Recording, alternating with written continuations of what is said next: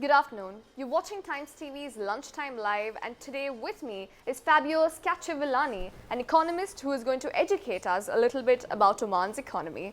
Thank you for joining me today. Thank you for inviting me. Right, so Fabio, as an economist, what exactly is your role in the country right now? Well, I'm the chief strategist of the Oman Investment Fund, Okay. which is a sovereign wealth fund. In other words, we manage the oil revenues, the surplus oil revenues of the government, and we have this role as a future generation fund. In essence, we invest to transfer the wealth to the future generations. Right, so when did you come to Oman? I came 7 years ago. Oh, really? Almost 7 years ago, yeah. Yeah, and you've managed Next to learn week. a lot about the economy of the country, yeah? I have managed to learn a lot, yes. Yeah. I've been here so many years. I've been seeing all the aspects. I've seen the downturn, and now this upturn. So Yeah. I've seen it a lot. Right, so before we go ahead, I have to ask you this. As of today, what is the oil price, considering there have been so many fluctuations in this year itself? But the oil price is pretty much around $70 per barrel, which Okay. is a level that nobody had predicted even a few months ago. Yeah. But I was quite sure that there would be this rebound, and in fact I was on Bloomberg TV a couple of years ago. I said the equilibrium oil price is around $80 per barrel. Okay. Because it's a game of demand and supply. So essentially the supply is diminishing because the conventional fields are being depleted. Okay. And so there is a constant reduction in supply. On the other side, demand is increasing because the global economy is rebounding. China has a stronger performance. Therefore, we see that the huge inventories that have been built in the past, let's say, 3 to 4 years, Yeah. are now shrinking. And therefore, the market is rebalanced. And I think in a few months, we will see the oil price continue this uptrend. So you think we're going to break even very soon, yeah? I think so. I mean, we can safely assume that. Right, so just But help let me on this break even in terms of public budget. Yeah. Let me make this remark. The 2018 budget is already at break even, despite the fact that the assumption on oil price is $50 per barrel, not 70. Okay. In the budget, 2018 budget, the current expenditure, so what the government spends for health, education, subsidies, civil servant wages, is covered by the oil revenues. So already. Okay. The deficit, which is about 3 billion Omani Rial, Correct. and which is equivalent to roughly 10% of GDP, is exclusively due to capital expenditures. So infrastructure in the oil sector, in the gas sector, for road, for other key projects, that will give a positive return. So this expenditure will generate enough resources to repay the debt.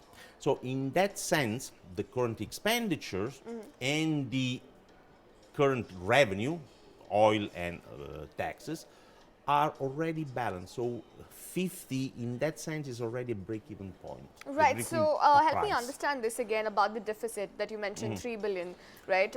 So how exactly is the deficit going to be covered though this year?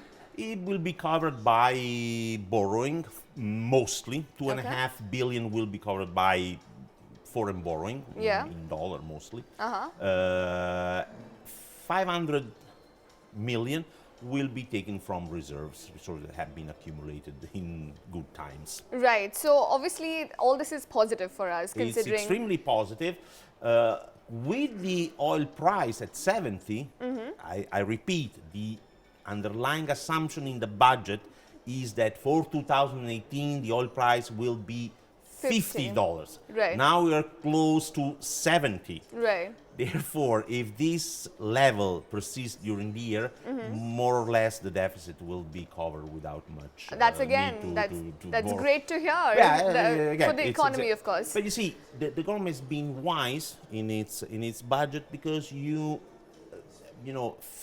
prudent fiscal policy treats good news as temporary and bad news as permanent. Okay. So they have treated this rebound in the oil price as a temporary, and that puts Oman in a much better position vis-a-vis the international markets and vis-a-vis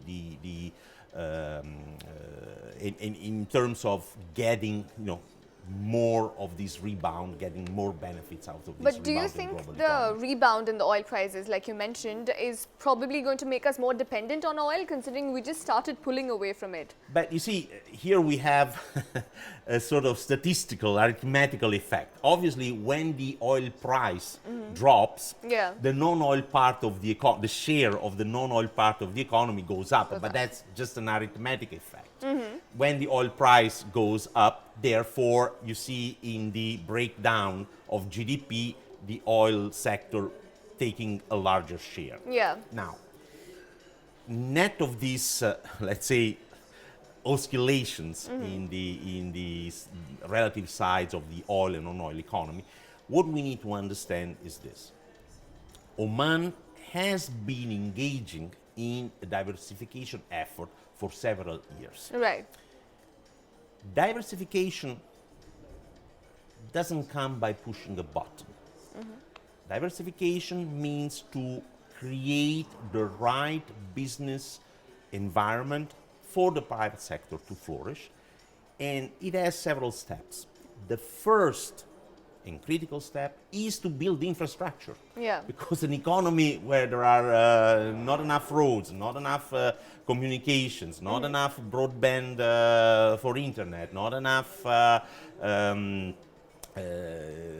ways for the economy to function, obviously cannot develop, cannot But grow. do you think we're doing well in the infrastructure field yet? Sure, but these are long gestation projects. Okay. So take the Muscat Airport. Yeah. It has taken several years to complete. Now it will be open in March, has been announced recently at this. That adds, it's a big factor for the growth of the economy, for example, in terms of tourists.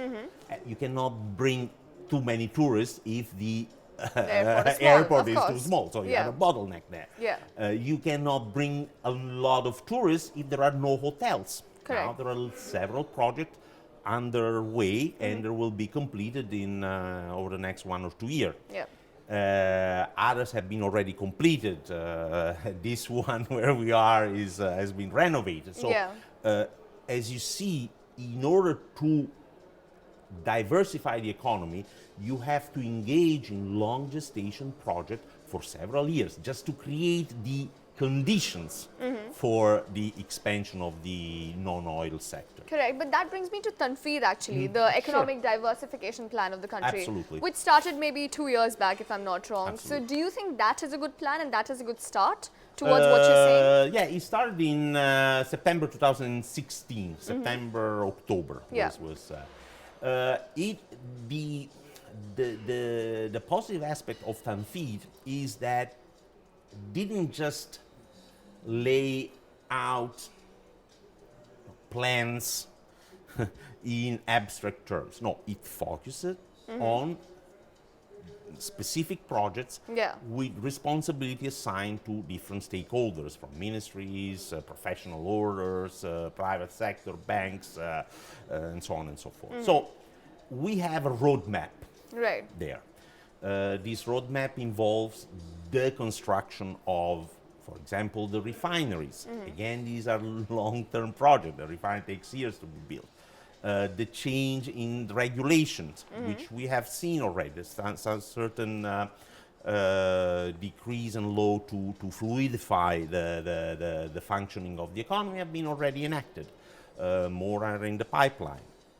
Then there is the big infrastructure projects in Dukum, which will become the fulcrum of this, of the 21st century economic development. Yeah. There you had to, it's a project that has been carried out in several phases.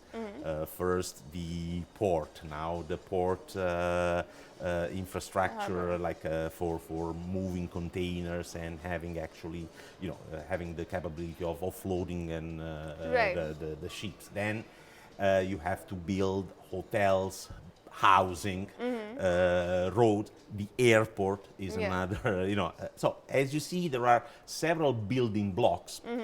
And then once you have these preconditions in place, then you have to start building factories and other businesses. And building a factory is also another long-term project. Right. So, to make a long story short, the diversification is not a quick and easy process. It's a process that requires an all-encompassing effort of several years along several dimensions. But are you saying that we will not be seeing immediate results, or we shouldn't be expecting We already see results because, again, as I said, the airport is done. Dukum is underway. The highway to Dubai is almost close to completion. The airport in Salalah has been completed. The airport in Dukum has been completed. The airport in Sohar has been completed. So as you see, moving ahead, each piece of the mosaic is coming into place. Right. Yeah. And we have also several new projects. We as Oman Investment Fund, but also other private and public sector entities are, engaged in these plans. We have massive plans to launch the fisheries and aquaculture industry in Oman. This has been, a project that was on the agenda, has been on the agenda for several years. Now we have tackled and we're going to deliver. So would you say that the whole economic downturn provided an opportunity for all these projects to come up? Created a sense of urgency. Yeah. To boost these efforts, to coordinate these efforts. Because Tanfeed, if you wish, is a key element for the coordination of all these different aspects that we collectively refer to as diversification plan. Right, so you are talking about these numerous industries which will hopefully provide numerous job opportunities. Absolutely, yeah, which the country really requires right now. And that kind of brings me to the 6-month visa ban that has been imposed. So why would you say that has happened? Because they say that there are 55,000 local youth who are without a job right now, and it is probably to accommodate that. So how do you see the 6-month visa ban in this whole process? You see, in the labor market, this labor market is segmented. So you have supply of certain profession, demand for certain skills. Yeah.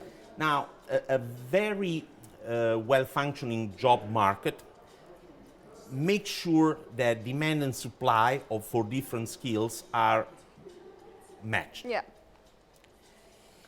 The ban aims at making sure that the local firms make the effort to look into the local labor supply, so into the newly graduate or the young professional, or even not so young professional, and see if they want to make sure that they do all that is in their power to ascertain that the local skills, the local talent is not overlooked. Right. So that's the reason why it's a temporary one.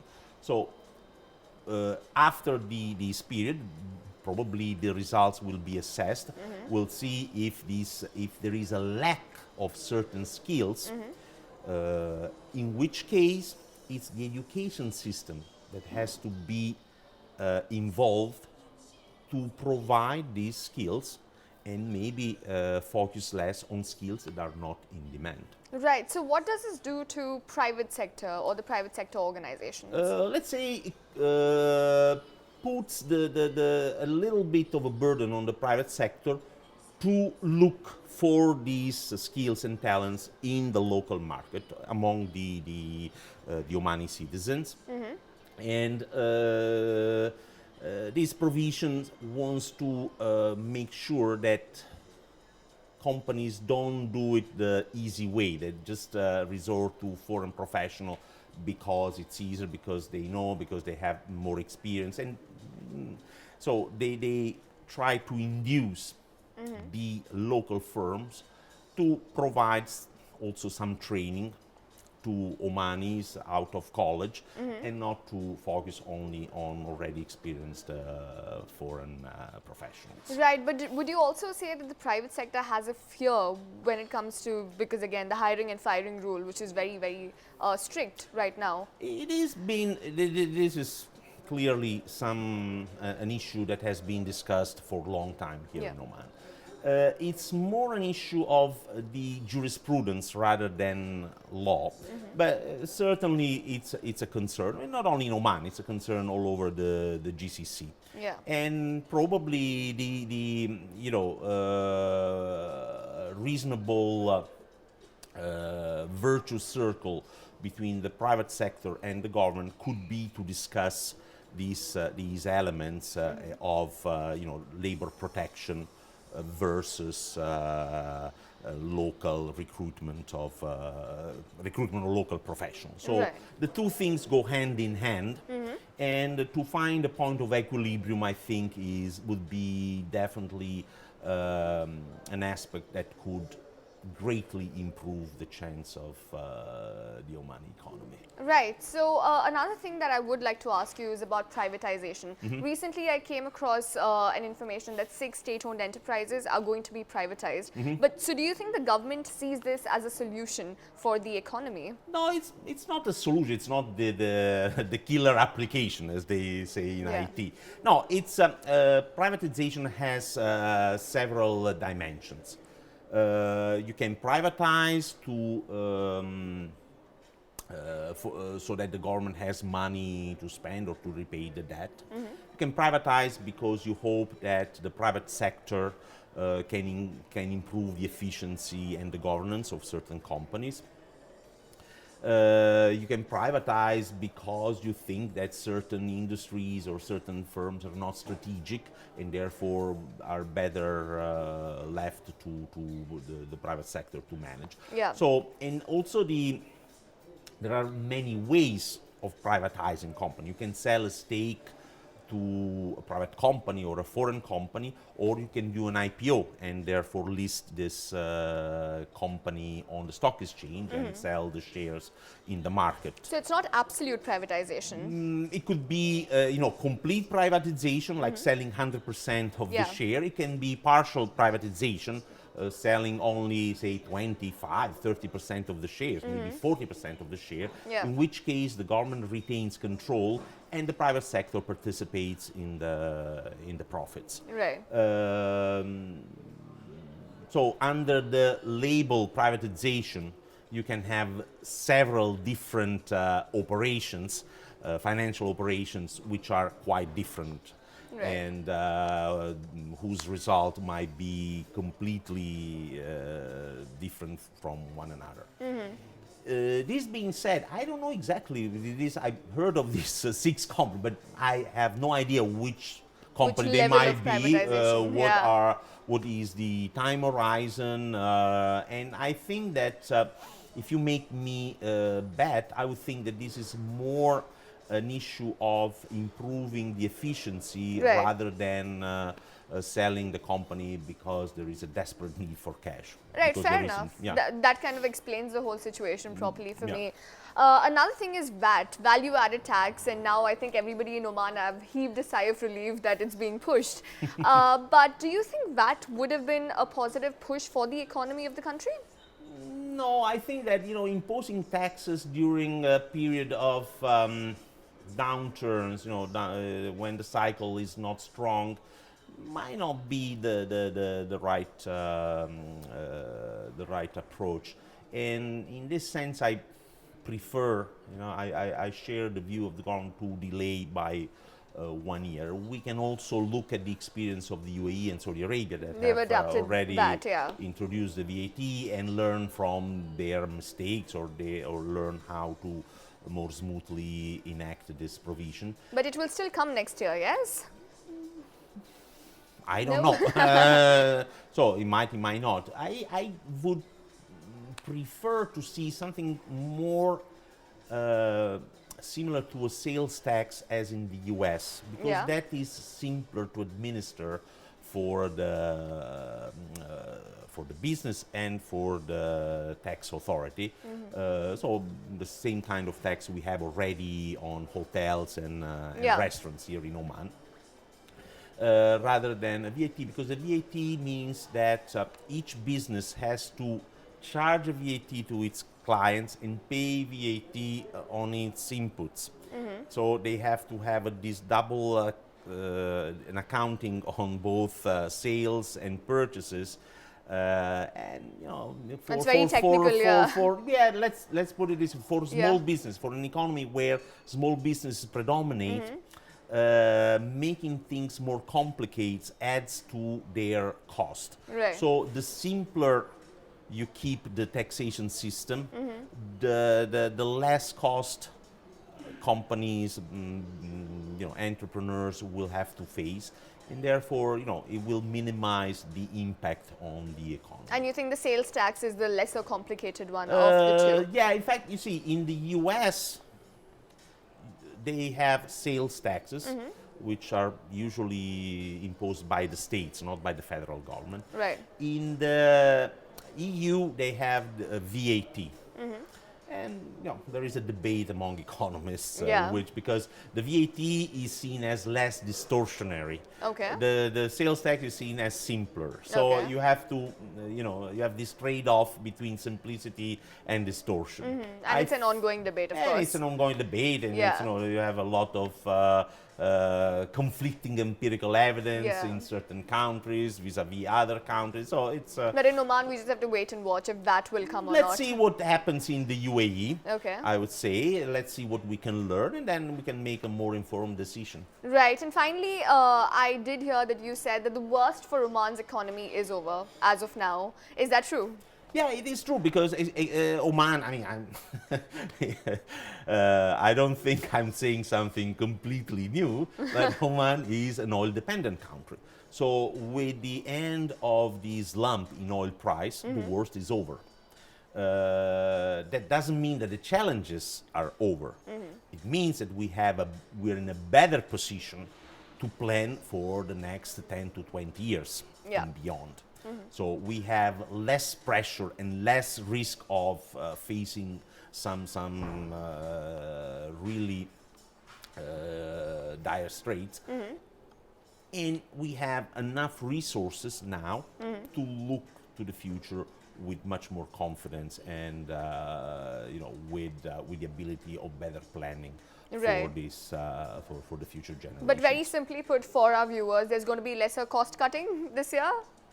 But the budget is already there. So this year, everything has been more or less established. So no, there isn't going to be any more. No more horrors, no more dramas. No. Actually, the budget is a very sensible exercise of fiscal prudence and need not to derail the economy, not to affect badly the economy. So I would say that, and that's the budget portrays is based on a worst case scenario. Right. So we could see as the year proceeds and as this oil price rebounds, we can definitely have a more optimistic outlook. Right. And I imagine that the Omani economy will be rebounding strongly in a matter of months. Well, like we say, inshallah. And on that very positive note, I would like to thank you for your time and those valuable insights. And thank you for watching Times TV's Lunchtime Live.